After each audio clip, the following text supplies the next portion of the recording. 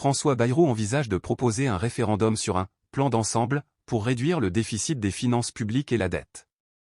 Dans une interview exclusive au Journal du Dimanche, François Bayrou appelle à une réforme d'envergure des finances publiques et propose de soumettre le budget de l'État à référendum. Une initiative inédite sous la VE République, alors que des mesures fiscales sensibles sont évoquées. Le Premier ministre François Bayrou a évoqué la possibilité de tenir un référendum sur un plan cohérent, avec des propositions claires, visant à réduire les déficits et la dette, une interview exclusive au Journal du Dimanche. Notre pays a devant lui deux défis massifs, les plus lourds de son histoire récente, une production trop faible et une dette écrasante, a-t-il ajouté. Il faut un plan complet de retour à l'équilibre. François Bayrou estime que son plan doit proposer des solutions précises, avec un objectif clair. Être moins dépendant de la dette dès cette année, et à l'horizon de 4 ans, revenir sous le seuil des 3% de déficit public. Cela passera par une baisse déterminée des dépenses.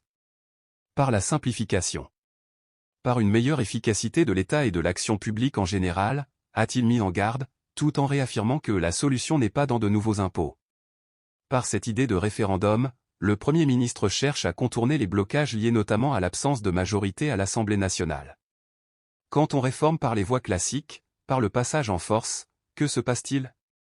Le pays entre en grève, les manifestations s'enchaînent, et personne ne sait si ceux qui défilent connaissent vraiment le contenu de ce qu'ils contestent, estime-t-il.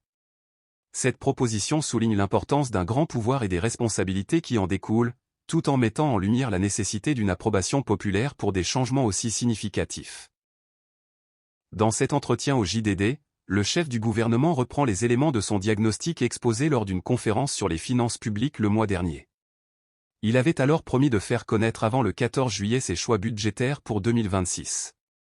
En appelant à une réforme d'envergure de l'État et de ses dépenses.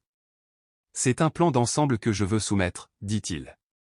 Demandera des efforts à tout le monde, et par l'ampleur qui doit être la sienne, il ne peut réussir si le peuple français ne le soutient pas, a-t-il déclaré, tout en rappelant qu'un référendum ne peut être décidé que par le président de la République.